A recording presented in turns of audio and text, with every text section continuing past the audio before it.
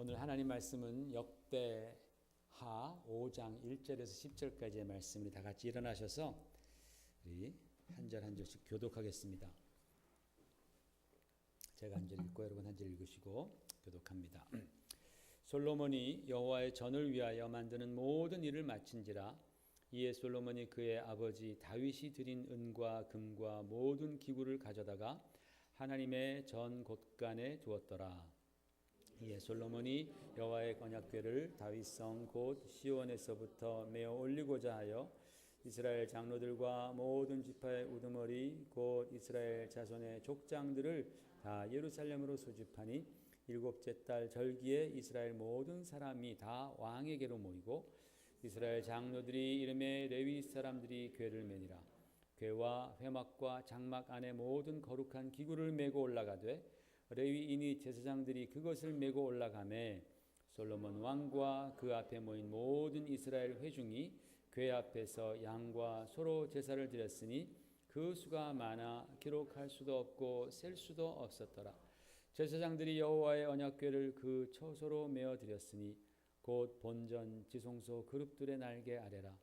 그룹들이 궤 처소 위에서 날개를 펴서 궤와 그 채를 덮었는데 그 채가 길어서 궤에서 나오므로 그 끝이 본전 앞에서 보이나 밖에서는 보이지 아니하며 그 궤가 오늘까지 그곳에 있으며 궤 안에는 두 돌판 외에 아무것도 없으니 이것은 이스라엘 자손이 애굽에서 나온 후 여호와께서 그들과 언약을 세우실 때에 모세가 호렙에서 그 안에 넣은 것이더라.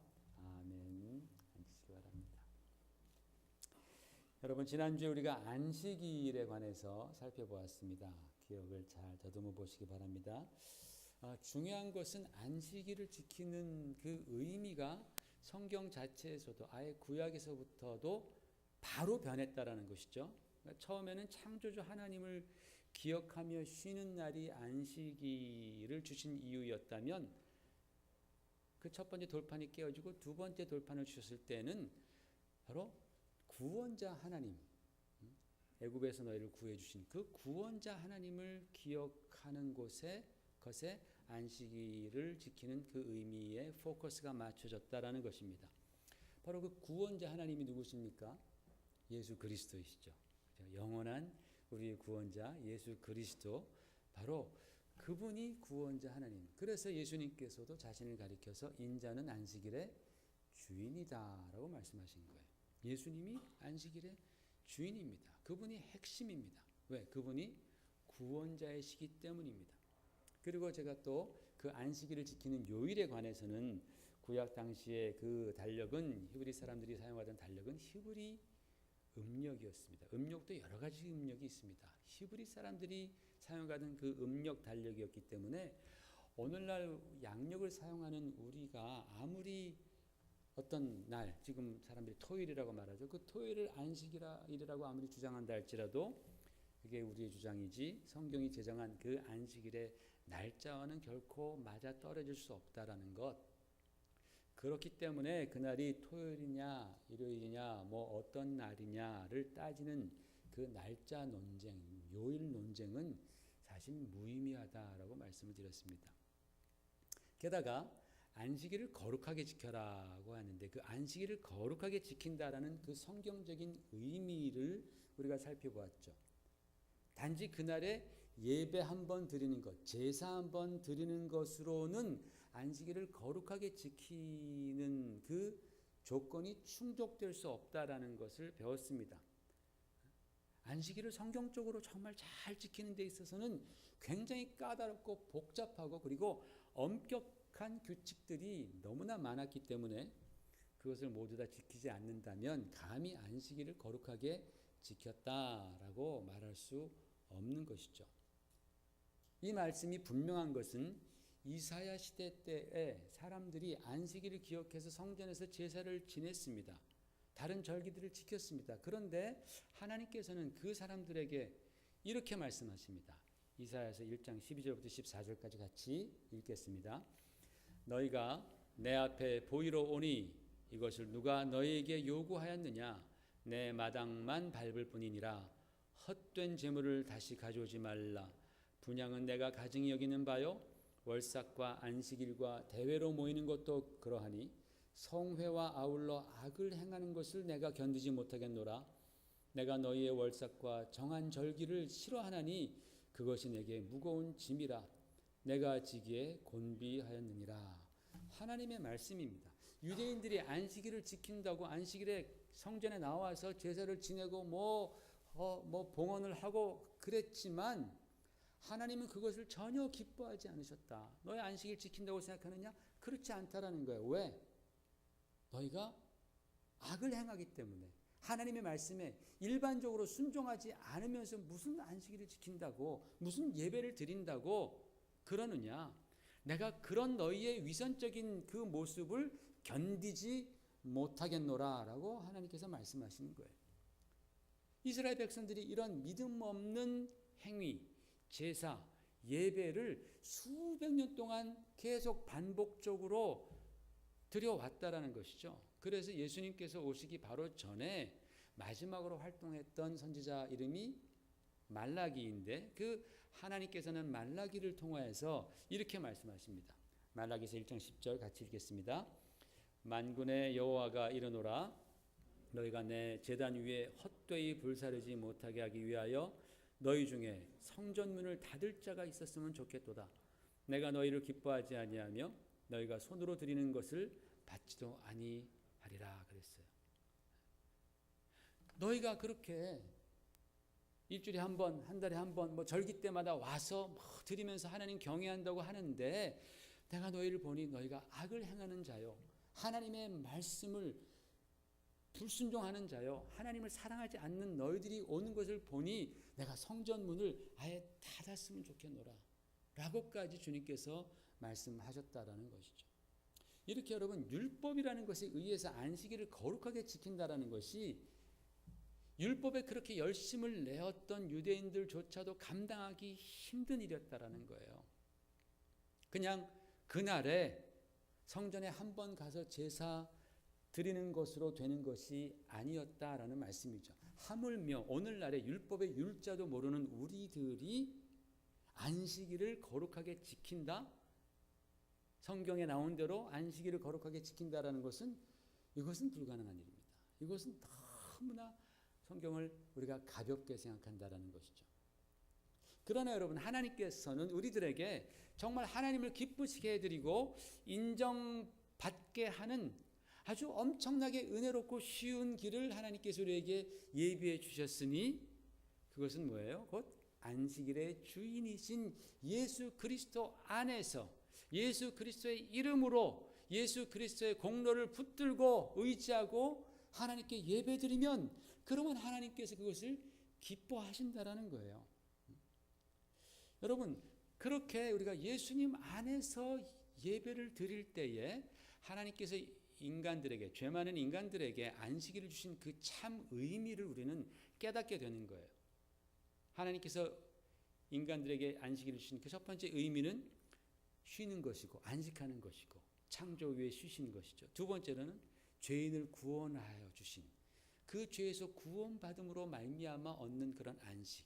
이 두 가지 사이에 존재하는 깊은 상관관계를 그리스도 안에서 우리는 깨달아가게 된다는 겁니다. 그러니까 여러분 예수님을 몰랐던 시절에 안식일을 거룩하게 지킨다는 것은 정말로 힘들었어요. 굉장히 힘들었습니다. 그랬기 때문에 거기에는 사실 참 안식이 없었어요. 안식일을 지키는 법대로 안식일을 지키는 그 모든 사람들에게 예수님을 알지 못했던 그 모든 사람들에게 안식일을 지킨다라는 것은 그들에게 안식이 아니라 오히려 큰 짐이 되었다라는 것입니다. 굉장히 역설이죠. 그죠? 굉장한 역설입니다. 그러나 예수님께서 이 땅에 구원자로 오셔서 내 죄를 담당해 주시고 우리에게 참 자유를 주신 것을 내가 파이널리 깨닫게 될 때, 주님이 정말 나에게 죄사함의 은혜를 주셨구나, 나에게 참 자유를 주셨구나 라는 것을 깨닫게 될 때에 우리 안에 그때야 비로소 진정한 자유와 안식이 임하는 거예요. 내 안에 자유와 평안과 안식이 임하는 것입니다. 왜? 그것을 위해서 예수님께서 나의 모든 죄를 짊어지시고 십자가에서 돌아가셨기 때문에 바로 그 십자가를 지신 주님께 나아가는 것이 우리의 심령 가운데 진정한 안식이 되는 거예요.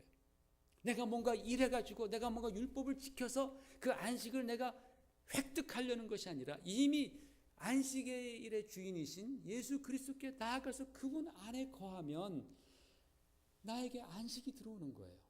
나에게 진정한 영원한 안식과 평안이 주어지는 거예요. 바로 그것이 안식일을 제대로 지키는 유일한 방법과 길이다라는 것이죠. 하나님께서 그래서 예수님을 통해서 우리가 진정으로 안식할 수 있는 길을 열어주신 것입니다. 지난주에 말씀드렸듯이 예수님께서는 그 안식일에 아버지께서 일하시니 나도 일한다라고 말씀하시면서 유대인들이 그동안 기존 갖고 있었던 그 안식일의 개념을 완전히 뒤집어 놓으셨죠.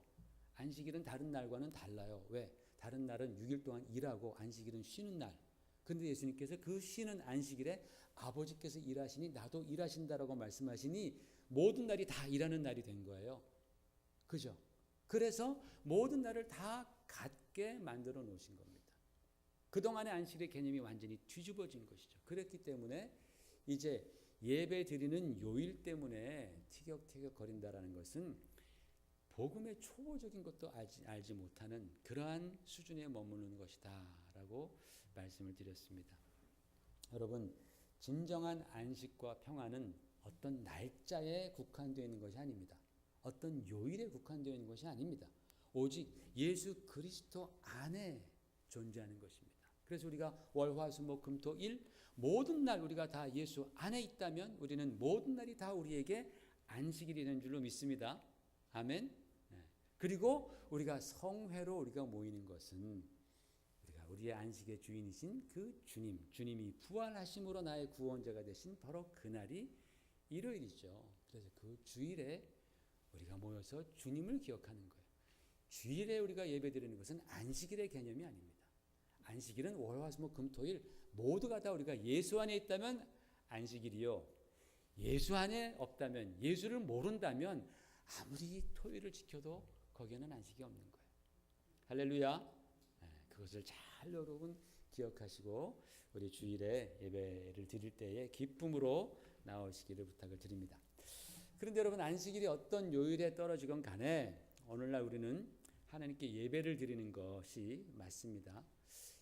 옛날에도 예배는 성전에서 드렸습니다. 제사를 성전에서 드립니다. 그래서 이 안식일과 어떤 절기와 성전은 굉장히 깊은 관계를 갖고 있습니다. 여러분, 질문 하나 할게요. 이스라엘 백성들에게 가장 잊지 못할, 정말 그 이스라엘 역사를 우리가 총망라해서 생각할 때에 가장 잊지 못할 이스라엘의 영광이 있다면 그것은 언제였겠습니까? 바로 예루살렘 성전. 예루살렘의 성전이 우뚝 설 때, 그때가 가장 이스라엘 역사에서 영광스러운 순간입니다. 다윗 왕 때의 수많은 전쟁을 통해서 승리하고 나라가 확장되고 부강해졌지만 이 다윗 왕조, 다이너스티죠. 이 다윗 왕조의 절정은 뭐니 해도 그 다음 솔로몬 시대의 하나님 성전이었다라는 거예요. 예루살렘 성전입니다. 다윗에게 그런 부귀영화가 있었던 것은, 하나님께서 그것을 허락해 주셨던 것은 바로 하나님을 위한 성전 준비를 위해서였다고 해도 과언이 아닌 것입니다. 그리고 다윗 다음 시대, 마침내 아들 솔로몬 시대에 성전을 건축하게 됩니다. 이 성전을 건축하는 사건이 유대 역사상 가장 중요한 사건이고, 또 이스라엘의 그 유대 왕들, 이스라엘의 왕들의 모든 왕들의 그 이제 사건들을 기록한 열왕기상이나 또는 역대상하, 이런 그 성경의 중심 이벤트가 바로, 중심 사건이 바로 이 예루살렘 성전이라는 거예요. 여러분, 마치 높은 산을 올라갈 때 등산하면 꼭대기에 가잖아요. 그 꼭대기에서 볼 때 한쪽은 오르막이고 다른 한쪽은 우리가 내리막이라고 얘기를 하지 않습니까? 마치 그와 같습니다. 성전이 세워졌던 바로 그때가 절정이라면 다윗 시대 때는 계속해서 그 성전을 향해서 올라갑니다. 어떻게 올라가요? 하나님께 순종함으로. 하나님께 막 순종하고 하나님을 사랑하고 사모하니까 계속 올라가더니 딱 성전이 만들어지는 거예요. 성전이 세워지는 거예요. 그 다음 성전이 세워진 다음에 이스라엘 백성들은 계속해서 내리막을 걷습니다. 어떻게 해요? 불순종함으로, 하나님을 버림으로, 하나님을 사랑하지 않음으로.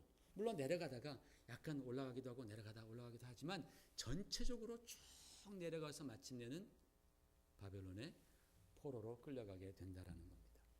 그만큼 이스라엘의 역사에 있어서 이 솔로몬 성전은 절정, 그 꼭대기에 위치하고 있습니다. 그런데 여러분, 우리가 솔로몬 성전을 생각할 때에 우리가 절대로 잊어서는 안 될 것이 있습니다. 오늘 설교에서 제가 바로 그것을 말씀드리려고 합니다. 성경을 읽어보면 이 솔로몬 성전이 얼마나 화려하고 장엄하고 웅장한지, 얼마나 많은 순금과 보석과 또 은과 이런 것들이 들어갔는지, 얼마나 거기에 많은 예술 작품들이 만들어졌는지, 거기에 대해서 성경은 많은 시간을 들여서 기록하고 있습니다. 여러분 아시겠지만 성전 전체, 건물 전체 내부가 다 순금으로 입혀졌다고 그랬습니다. 벽도 순금이고, 생각해 보세요. 천정도 순금이고, 문짝도 순금이고, 다 순금으로 다 도배를 했습니다. 그리고 보석들로 막 장식을 했습니다. 성전은 거기에 성소와 지성소로 나뉘죠. 그죠, 여러분? 그 성소와 지성소로 나뉘는데, 지성소는 성소의 2분의 1 크기입니다. 지성소의 2배가 성소입니다. 그래서 이렇게 성전을 세 부분으로 나누면 거기에 3분의 1이 지성소고 나머지 3분의 2가 성소입니다. 그런데 성경을 읽어보니까 그 지성소만을 위해서 순금이 600달란트가 들었다라고 성경이 말합니다. 한 달란트가 34kg입니다. 그러니까 600달란트면 약 20톤인 거예요. 20톤.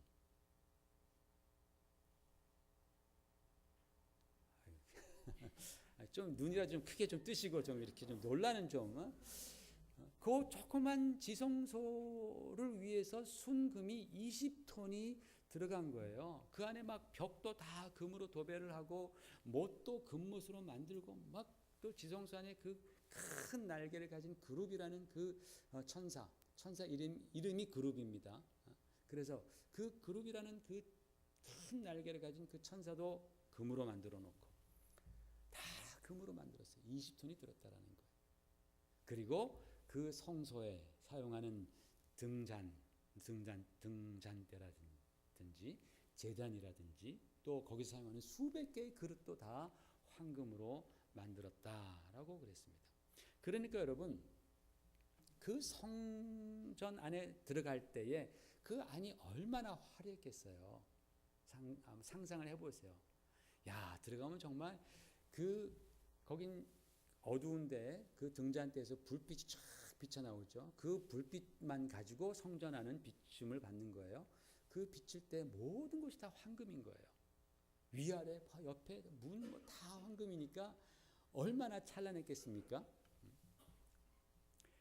또 내부뿐만 아니라 성전 외부 역시 큰 2기둥을 만들고 측량할 수 없을 만큼의 많은 노스로 막 웅장하고 정교하게 이렇게 조각들을 해놓아서 장식을 해놨습니다. 그래서 이 성전이 완공된 후에 얼마나 이 성전이 막 화려하고 웅장했으면 그 소문이 다른 나라에까지 퍼져서 사람들이 막 구경하러 성전을 보러 왔다라는 것이죠. 그만큼 그 예루살렘의 성전은 화려했고 또 값비싸게 지었고 아주 멋지게 예술적으로 지었던 그러한 건물이 바로 성전입니다.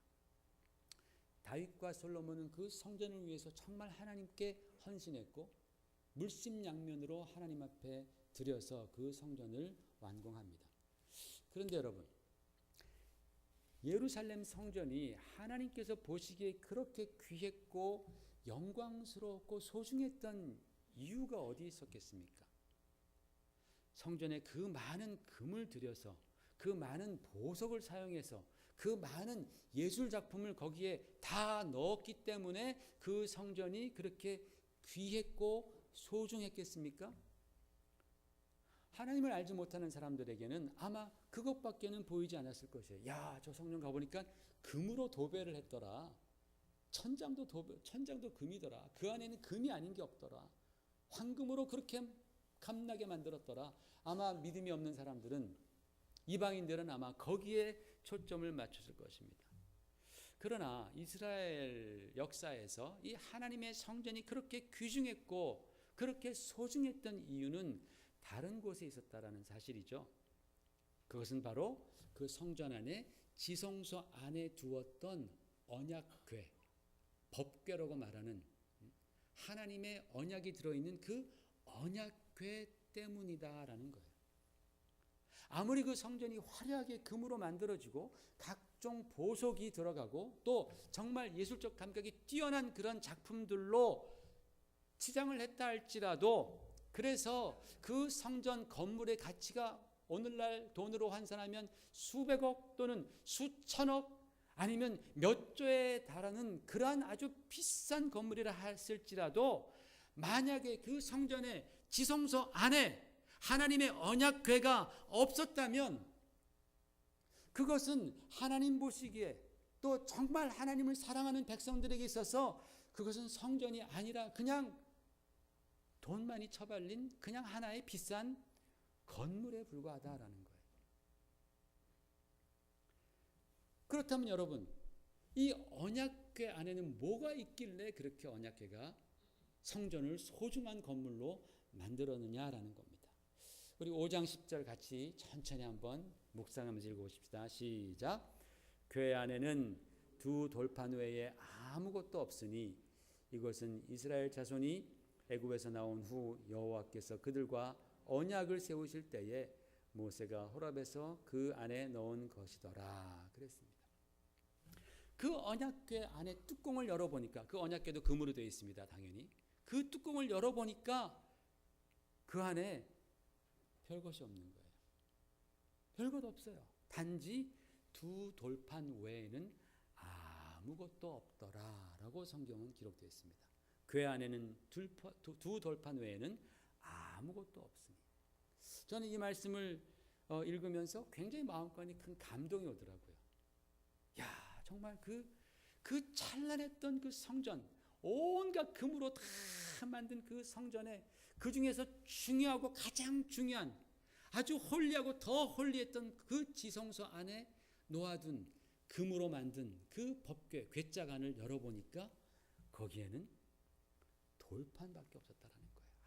아무 다른 게 없었고 그저 돌판, 어디서든지 찾아볼 수 있는 그런 돌판인데 거기에 하나님의 말씀이 쓰여 있는 그 돌판이 거기에 있었다라는 거예요.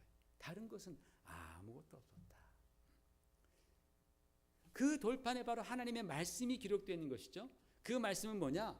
하나님께서 우리 죄인된 인간들에게 주신 약속의 말씀이 기록되어 있는 거예요. 그 약속은 뭐냐? 너희가 죄인이지만 너희가 내 말을 듣고 나에게 순종하고 나에게로 돌아오면 내가 너희를 축복하고 너희가 생명을 얻을 것이요, 너희가 내 말에 불순종하고 나에게로 돌아오지 않으면 너희는 저주를 받고 멸망당할 것이다.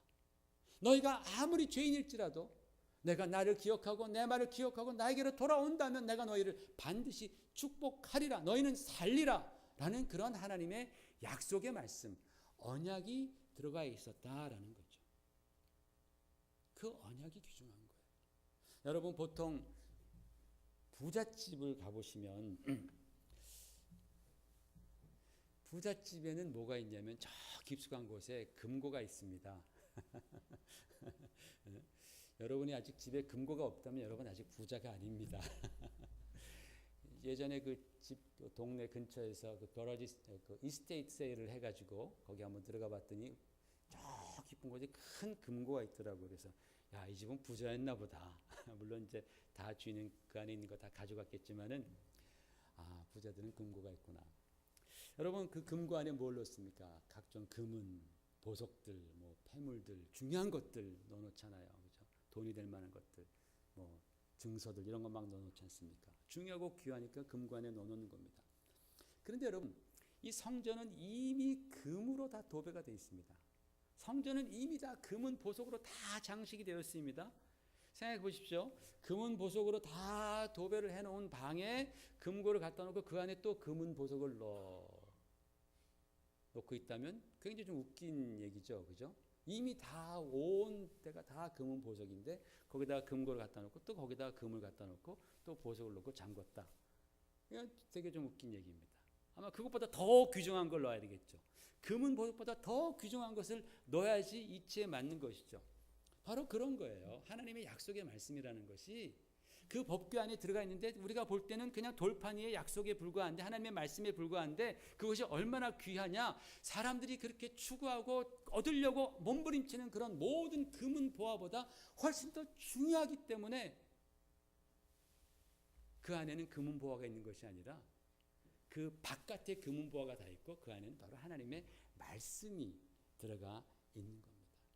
하나님의 언약의 말씀이 금은 보화보다 훨씬 더 중요하다라는 것을 그렇게 회화적으로, 시각적으로 우리에게 가르쳐 주는 것이죠. 이 언약의 말씀이 바로 그 성전의 심장이에요. 심장. 그 화려한 그 성전의 가장 깊고 중요한 곳에, 그곳에 놓아둔 그 언약궤 안에 있는 그 하나님의 언약의 말씀, 너희가 나를 잊지 않고 내 계명을 너희가 순종하면 내가 너희를 축복하리라 라는 그 하나님의 언약의 말씀이 그 성전에 있어서 심장이라는 거예요. 여러분, 아이언맨이라는 영화 보셨어요? 안 본 척 하시는 거예요?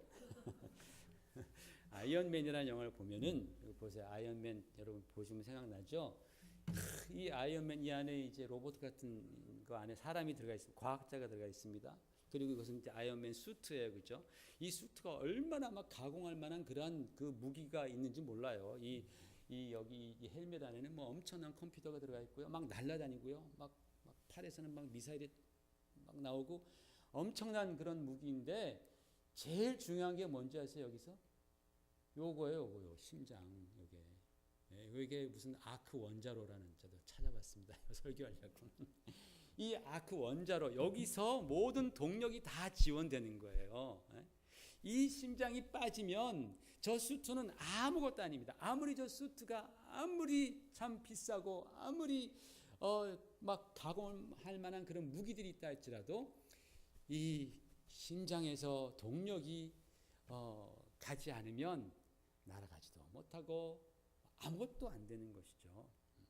성전도 마치 그와 같습니다. 하나님의 말씀이 들어가 있는 그 언약궤가 바로 이 하나님의 성전의 심장이라는 거예요. 만약에 하나님의 성전에 이 하나님의 말씀이 없다면 거기에 사용됐던 그 20톤이 넘는 그런 황금이라든지 그런 많은 보석이라든지 수많은 그런 예술 작품들이 다 소용없어요. 다 무용지물입니다. 언약궤가 없는 성전, 하나님의 약속의 말씀이 없는 성전, 여러분 생각해 보십시오. 거기에 무슨 소망이 있겠으며 거기에서 무슨 축복을 우리가 기대할 수 있겠느냐라는 거예요. 나중에 솔로몬이 이 성전이 완공된 이후에 하나님께 기도합니다. 기도할 때 이렇게 기도합니다. 주여, 주의 종과 주의 백성이 이곳을 향하여, 곧 성전을 향하여 기도할 때에 주께서 하늘에서 들으시사 사하여 주시옵소서. 용서해달라고 처음부터 얘기하는 겁니다. 만일 주님의 백성이 주께 범죄하여서 적국 앞에 패하여서 그들이 깨닫고 성전을 향해서 기도하면서 회개하면 주여 용서하여 주시옵소서.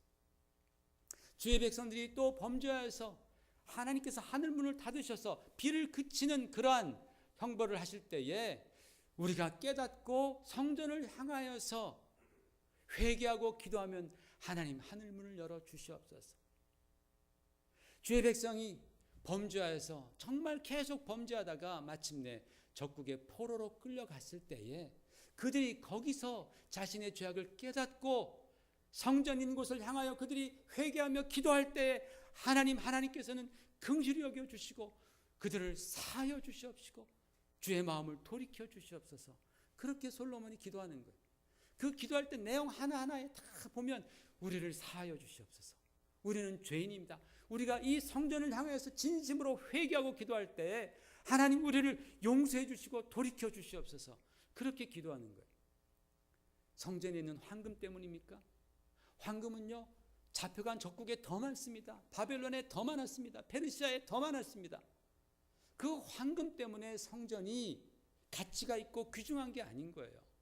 그 안에 있는 하나님의 말씀, 하나님의 약속의 말씀, 너희가 마음을 돌이켜 나에게로 돌아오면 내가 너희 죄를 사하고 너에게 생명을 주리라, 너에게 은혜를 베풀리라 라고 말씀하신 그 하나님의 언약이죠. 약속의 말씀이 있기 때문에 그들은 성전을 향하여서 기도할 때 하나님 우리를 긍휼히 여겨달라고 솔로몬은 그렇게 기도했던 것입니다. 여러분, 그러니까 성전이, 이 예루살렘 성전이 성전으로서 중요한 이유는 금이 아니라 바로 그 안에 하나님의 약속의 말씀이라는 사실, 여러분 그것을 꼭 명심하시기를 주의 이름으로 축원을 드립니다. 그런데 여러분, 신약 성경에 와서 보니까 사도 바울이 이렇게 말합니다. 고린도전서 3장 16절 17절 시작. 너희는 너희가 하나님의 성전인 것과 하나님의 성령이 너희 안에 계신 것을 알지 못하느냐. 누구든지 하나님의 성전을 더럽히면 하나님이 그 사람을 멸하시리라. 하나님의 성전은 거룩하니 너희도 그러하니라 그랬어요. 신약에 와서 우리 예수 그리스도로 말미암아서 구원받은 하나님의 자녀들의 이 몸이, 이것이 하나님의 성전이라는 거예요. 너희가 예수로 말미암아 예수 믿고 구원받았느냐? 그렇다면 너희가 하나님의 성전, 하나님이 거하시는, 하나님의 성전이 거하시는 성전이다 라고 말씀했습니다. 여러분 믿으시면 아멘 하십시오. 저와 여러분이 주님의 은혜로 구원받고 우리는 다 하나님의 성령이 거하시는 성전이 되었습니다.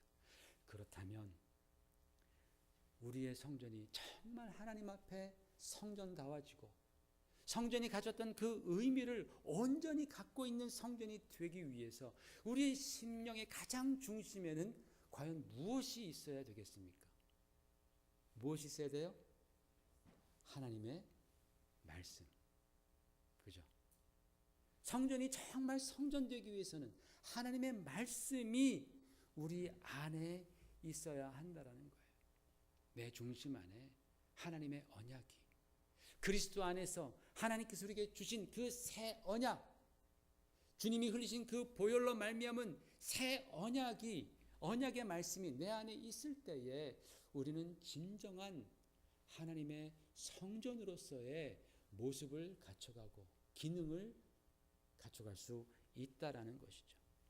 여러분, 아무리 순금으로 도배를 했다고 해도, 아무리 그 성전에 완벽하게 공사가 끝났다 할지라도 하나님의 그 언약의 궤, 하나님의 말씀이 들어있는 그 언약궤가 성전의 지성소 안으로 들어와야지만이 비로소 그 건물은 성전이 되는 거예요. 그렇죠? 아무리 아름답게 지었고 아무리 정말 법대로 지었다 할지라도 그 지성소 안에 하나님의 약속의 말씀, 언약의 말씀이 들어오지 않았다면 그것은 아직까지 성전은 아닙니다. 그것은 그냥 화려한 건물입니다. 그 안에, 그 가장 중심에 언약궤가 들어올 때에 그때 바로 주님과 우리와의 만남이 시작되는 것이고 하나님의 축복과 능력이 그곳에 임한다라는 사실이에요. 거기에 바로 그 언약궤가 빠진다면 그것은 아무것도 아닙니다. 우리도 마찬가지입니다. 우리의 인생이 세상적인 가치관에서 볼 때 아무리 많은 권력과 명예와 영광과 부를 쥐었다 할지라도 내 안에 주님의 말씀이 들어와 있지 않다면, 내 인생의 가장 중심에 바로 나의 인생 전체를 드라이브하고 이끌어가는 그 하나님의 말씀이 없다면 그 사람은 아직 아무것도 아닙니다. 하나님 보시기에 그는 아무것도 아닌 것입니다. 우리가 겉으로 볼 때 교회를 다닙니다. 또 막 와서 섬깁니다. 여러 가지 찬양도 합니다. 막 할 때에 겉은 아주 신앙인처럼 보인다 할지라도, 그죠?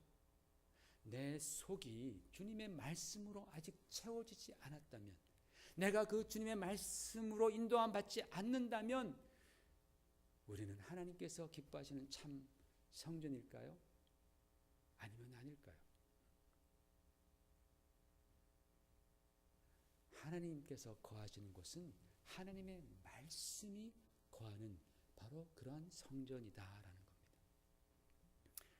그러므로 여러분, 우리가 정말 하나님의 말씀을 참 소중하게 여기고 내 마음 중심에 그 하나님의 능력의 말씀, 영원히 불변하는 그 하나님의 약속의 말씀, 너희가 나에게로 돌아오라, 그럼 내가 너희를 구원하리라, 내가 너희를 축복하리라, 너희가 아무리 범죄하여서 멀리 갔다 할지라도 너희가 나를 생각하고 돌아올 때에 내가 너희를 기억하고 내가 너희와 너희 조상과 함께 했던 그 약속의 말씀을 기억하고 내가 너에게 돌아가리라 라는 그 주님의 말씀을 내 마음 가운데에 새겨놓고 그 말씀을 붙든다면 여러분, 우리의 인생은 변화합니다. 반드시 인생이 바뀌는 거예요. 주님의 말씀, 그 말씀이 능력이에요. 그렇잖아요. 그래서 하나님께서 말씀을 보내사 병자를 고치시고 말씀을 통해서 우리를 위로하시고, 하나님의 말씀이 얼마나 위대하고 능력이 있습니까? 그분의 말씀으로 천지가 창조되잖아요. 빛이 있으라 하니까 어둠이 사라지고 빛이 임하잖아요. 하나님의 말씀은 능력의 말씀입니다. 그 말씀이 바로 우리 안에 있을 때에 우리 안에 어둠이 물러가고 우리 안에 모든 근심 걱정도 그 말씀으로 이기는 것이고 죄의 능력을 우리가 이기게 될 줄로 믿습니다. 그게 바로 하나님의 말씀인 거예요. 그냥 두 돌판 그게 아닙니다. 그 안에 하나님의 그 모든 능력이 들어가 있는 거예요. 그래서 예수님께서 이 땅에 오실 때 말씀이 육신이 됐다 그랬잖아요. 말씀이 육신이 되어서 우리 가운데 거하셨다.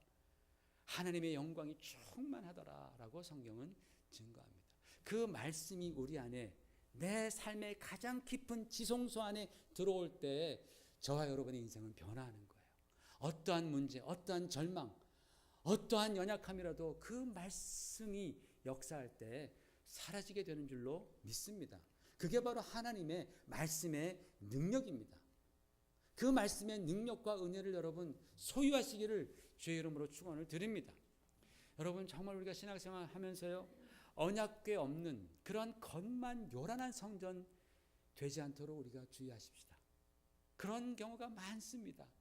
그냥 다니면 다 되는 줄 알아요. 그냥 다녔더니 초등학교 졸업하더라, 그냥 내가 다녔더니 중학교도 졸업하더라, 이런 마음으로 그냥 교회 다니지 마시고 하나님 말씀을 여러분 아셔야 됩니다. 그 말씀이 우리 신앙의 중심이 되어야 됩니다. 그 말씀이 나의 인생을 지배하고 이끌어 갈 때에 우리는 참으로 하나님께서 기뻐하시는 그러한 성도의 삶을, 능력 있는 삶을, 죄를 이기는 삶을 살게 될 줄로 믿습니다.